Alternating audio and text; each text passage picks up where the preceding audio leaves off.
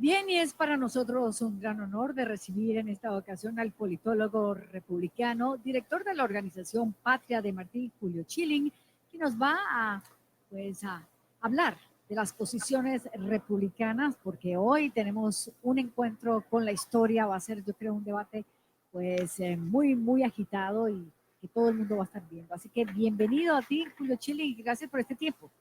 Un placer, Liliana, estar contigo y con tu gran audiencia. Bueno, vamos a empezar, vamos rapidito a las preguntas. A ver, ¿qué planea hacer el presidente Donald Trump en un segundo término para devolverle la vitalidad a una economía azotada por una pandemia? Estamos hablando de trillones en deuda. ¿Cómo vamos a revitalizar la economía? El presidente va a usar la misma fórmula que usó para darnos la mayor expansión económica, los mejores índices económicos en la historia de los Estados Unidos antes de llegar el virus de China comunista. Y eso es mantener la desregulación, mantener las tasas de impuestos bajo, promover que industrias norteamericanas en el extranjero regresen a los Estados Unidos, o sea, promoviendo el nacionalismo económico, que quien más ha ayudado es a la clase obrera estadounidense, muy particular las minorías. Cuando vemos por qué los negros estadounidenses y los hispanos estadounidenses han tenido el nivel de desempleo más bajo en la historia, es producto de que buenos empleos para la clase obrera han regresado en trabajos que se habían ido a China. Y esto no es casualidad que ha ocurrido, esto es parte de una programación económica que ha facilitado esto. Entonces el presidente hará exactamente eso mismo. Si ya vemos, a pesar de nuevo, esta lamentable pandemia, cómo la economía se va recobrando nuevamente, tomando en cuenta que muchos estados aún permanecen casi cerrados su economía. Muy bien, Julio, muchísimas gracias. Vamos con la segunda. ¿Cómo vamos a reconciliar el país después de estas violentas manifestaciones que hemos visto, que obviamente tienen muy preocupadas a las personas, porque digamos que hacía décadas que no veíamos enfrentamientos de negros y blancos, de hispanos y negros, de demócratas y republicanos? ¿Cómo vamos a reconciliar el país? Bueno, primero hay que entender de que todo lo que está ocurriendo, que básicamente equivale a lo que es una insurrección, ¿verdad?, por organizaciones con adhesión ideológica plena al marxismo, están produciendo y están creando un movimiento subversivo en las ciudades que tristemente el Partido Demócrata los está respaldando. O sea, en los Estados Unidos no hay racismo sistémico, es una falacia. Hay racismo, igual que lo hay en todos los países, y es un fenómeno lamentable, es un pecado, es algo malo y hay que combatirlo. Pero decir que hay racismo sistémico es una aberración extraordinaria y es ignorar totalmente todas las estadísticas que dan respaldo a que en los Estados Unidos no se ejerce el racismo. Entonces, lo que primero que hay que hacer es respetar. Un Estado de Derecho requiere que exista el orden y un procedimiento ordenado de debido proceso. No se puede tolerar que muchas de estas ciudades controladas por alcaldes y gobernadores del Partido Demócrata, pues tengan en efecto una anarquía. En otras palabras, que el delincuente sea el que mande, o sea, que la ley del delincuente sea la que rija. Esa gente que son anarquistas y que son destructores y hasta asesinos, ¿no son la gran minoría dentro de estas manifestaciones? Mira, los organizadores de estas protestas, de estas acciones de subversión, el gran lema, ¿verdad?, detrás de todo esto, Black Lives Matter, contradice primero todos los valores cristianos que establecen que todas las vidas valen, no solamente algunas vidas. Estamos hablando solamente en el sentido del contexto del mensaje. Cuando profundizas sobre la organización, no solo que es una organización abiertamente marxista y atea, sino que está contra el concepto de la familia tradicional, promueve la ideología de género, parte totalmente de la teoría de raza crítica, que la teoría crítica pues, es directo, un desprendimiento directo del marxismo, de manera de que estamos delante de individuos que son enemigos de Dios, individuos que están llevando con el lema falso de un racismo, un intento para derrocar el sistema existente en los Estados Unidos. Eso, aquí no estamos hablando, esto no son las protestas de los años 60 de Martin Luther King, protestas que dentro de una democracia eso es válido, protestas no violentas, no, que existan personas dentro de esas protestas que pueden estar, sí como no, que no tienen el entendimiento de realmente la fuerza que hay detrás de estos movimientos. Pero ¿qué tiene que ver, o sea, la insatisfacción con determinadas interpretaciones, ¿no, verdad?, de factores raciales, con quemar una iglesia?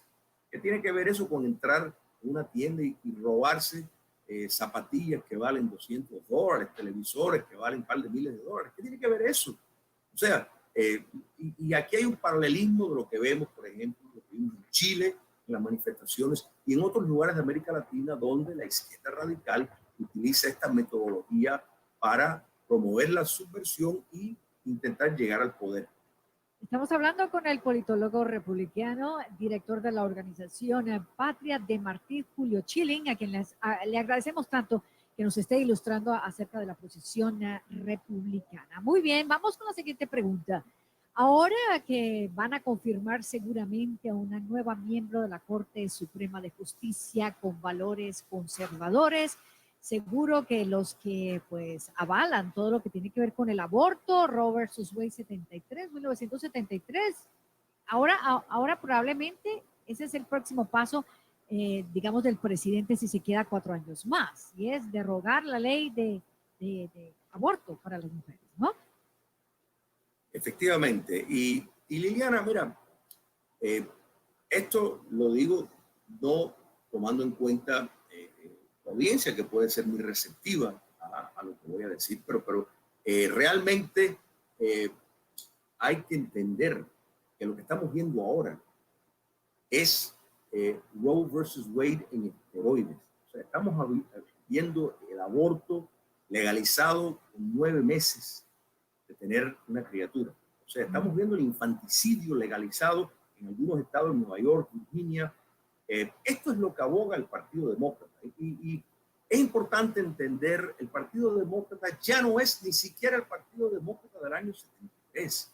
El Partido Demócrata está encabezada y en manos de la izquierda radical, personas que tienen una adhesión con ideologías que no tienen nada que ver con el excepcionalismo estadounidense, con los valores judeocristianos con los cuales se fundó este país. Entonces, sí, el presidente Trump, sin lugar a dudas, tiene ese objetivo. Me parece muy bien. Es hora que se defiendan toda esa masacre de criaturas. Y ligando este tema con lo que estábamos hablando de Black Lives Matter, ¿dónde están esas personas preocupadas por la carnicería que ha habido con la vida de niños negros que han sido asesinados con el mecanismo de aborto facilitado por extensiones del Partido Demócrata como ese Planned Parenthood? Yo creo que sí, aplaudimos y por supuesto que esa será una de las metas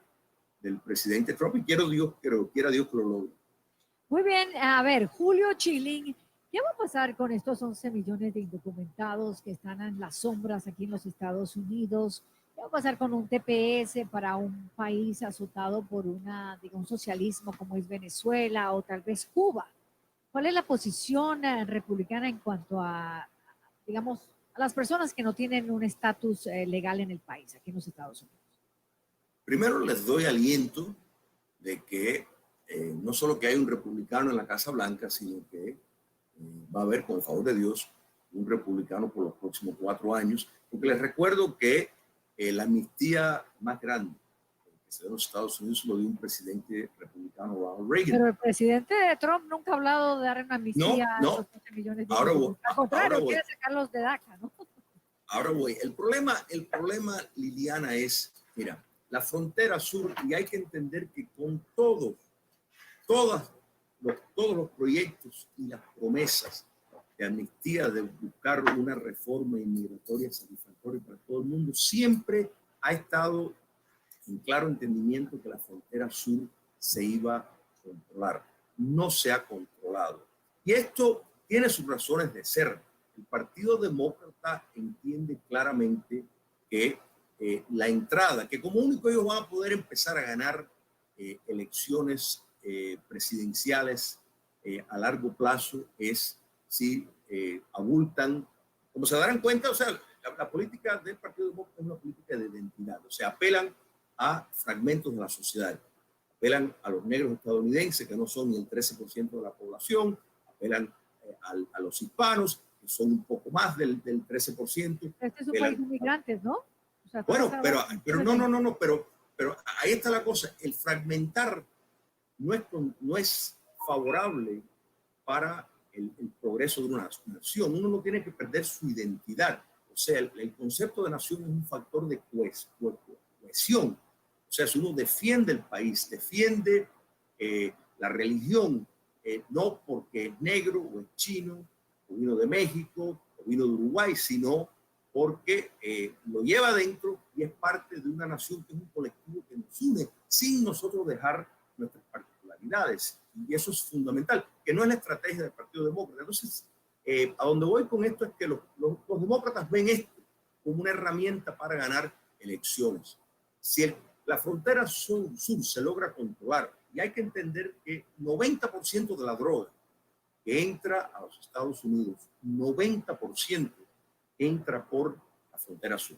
De manera de que va mucho más allá incluso del problema inmigratorio, sino hay que haber un control de la frontera sur. Yo estoy seguro que a la vez que eso esté en juego, la inmigración legal, que tú bien señalas, este país se forjó de inmigrantes, pero inmigrantes legales, porque seamos realistas, si los Estados Unidos dicen, bueno, que entre el que quiera, fronteras abiertas, no es factible.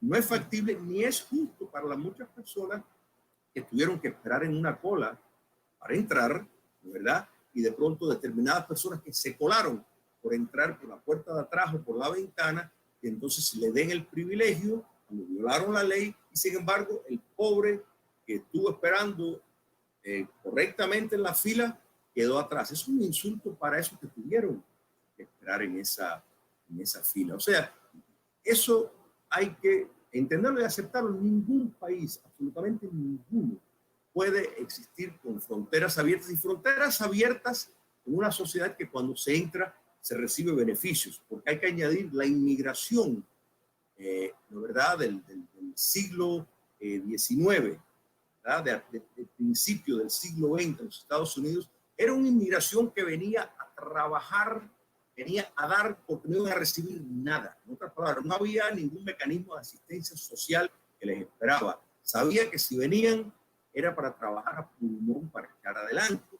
Eso es muy diferente a lo que hay ahora, donde existe una programación social que a la vez que entra una persona, pues tiene derecho a todo eso. Entonces es insostenible. Y si miramos de nuevo a Europa, los gravísimos problemas de incluso dejar entrar inmigraciones de personas, no solo que no se asimilan, sino que buscan conspirar para precisamente alterar el orden existente. Y en Europa, o sea, nada más que hay que visitar cualquier ciudad europea y te das cuenta de los graves problemas que están teniendo con muchas de las inmigraciones que tienen en sus países. Bien, y no quiero que te vayas antes de que nos hables un poquitito, porque tenemos muchísima audiencia puertorriqueña, acerca de los graves problemas fiscales que tiene la isla. ¿Cómo piensa un gobierno de un segundo término del presidente Donald Trump ayudar a asistir, tratar de sacar adelante a la isla, que es un estado libre asociado de los Estados Unidos? Mira, eso le corresponde a los puertorriqueños. O sea, esto es una decisión soberana de los puertorriqueños, decidir si quieren ser un estado, si quieren ser, permanecer siendo un estatus de estado asociado, no un estado de la nación, y pues mucho menos una república independiente, pero han tenido esa opción para elegir. O sea, no, y una el dinero, que, todo el dinero, porque ahorita el problema aquí es, tú sabes, el dinero. No hay cómo operar realmente en la isla. pero fíjate, Liliana, y entonces entramos ahora en realmente un terreno que yo creo que a los politólogos, los economistas, pues, nos encanta sobre, bueno, cuál es la receta que funciona. Y eso es precisamente, o sea, el proyecto de Puerto Rico que por un lado se ha beneficiado enormemente de la relación que tiene con los Estados Unidos. Sin embargo, cuando un país incorpora determinada programación social con los mejores intereses para facilitar determinadas situaciones y transiciones, hay que tener el sobrepeso de no quitar el incentivo a la productividad, de no quitar esas herramientas que dan fuerza y estímulo a la población para producir, para dignificarse con el trabajo. No estoy diciendo que eso no es el caso de los puertorriqueños, pero es un hecho que es uno de los territorios dentro del entorno estadounidense que más asistencia pública recibe. Yo creo que hay que tienen que hacer una reconsideración seria. Mejores administradores. Y no te quiero dejar ir porque también tenemos pues muchísimos cubanos que quieren saber qué va a pasar con Cuba. ¿Cuál es el plan del presidente Donald Trump en caso de llegar a un segundo término para la isla? ¿Cuál es el trato para los Castro? ¿Cuál es el Castro para Canel? O sea, ¿qué pueden esperar, digamos, los exiliados cubanos de un segundo término del presidente? Continuar, y esto lo vemos en una extensión también a los venezolanos, porque la dictadura en Venezuela es una colonia, en efecto, de Cuba comunista, y eso es buscar la privación de recursos para reprimir. Y hay que entender, y si me permite ponerte un contexto, dictaduras autoritarias responden a la política de acercamiento porque nunca desmantelan el sector privado, o sea que existe precisamente una sociedad civil en dictaduras autoritarias. A medida que hay un acercamiento con una democracia, esa sociedad civil, según va avanzando, es factible de que pueda poner suficiente presión a la clase política para que eventualmente se democratice. Eso lo hemos visto en Brasil, lo vimos en Taiwán, en Grecia, de manera que el modelo funciona en regímenes autoritarios, pero dictaduras totalitarias, como la que hay en China, como la que hay en Vietnam, como la que hay en Cuba comunista. Muy cerradas, eso no funciona. Eso no funciona, todo lo contrario. El acercamiento y los tratos comerciales solamente fortalecen al poder político porque no existe una sociedad civil, sino o sea, la sociedad civil en dictaduras comunistas son eliminadas. Entonces, precisamente es totalmente contraria. El presidente Trump va a seguir el curso de negarle recursos a el régimen castrocomunista para que siga reprimiendo.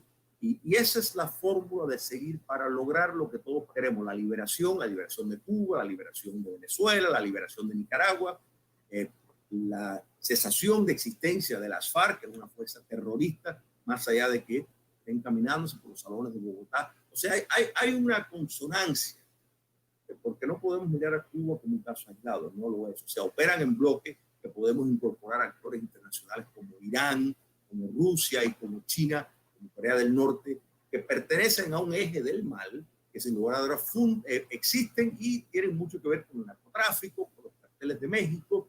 Entonces, esto es una programación mucho más grande y esta administración lo entiende, Liliana, claro.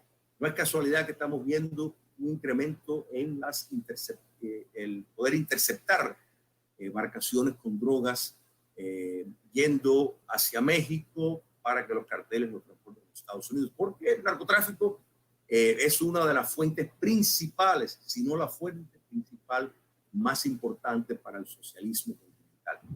Entonces, la política de asfixiar al comunismo, y esa es la política del presidente. Muy bien. Mira, es la única que funciona. Si creen que el socialismo, por ejemplo, el comunismo soviético cayó precisamente porque fue confrontado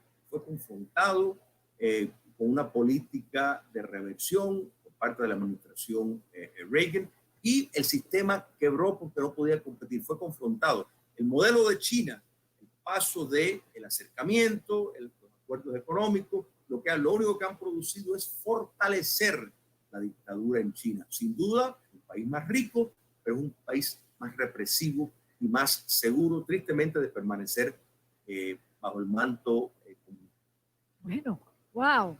Nos has dejado pensando, la cabeza así dando vueltas, pero mucho para aprender. Muchísimas gracias, Julio Chilling, él es politólogo republicano, director de la organización Patria de Martí, muy activo en las redes sociales y en la televisión y en los medios de comunicación. Así que muchísimas gracias.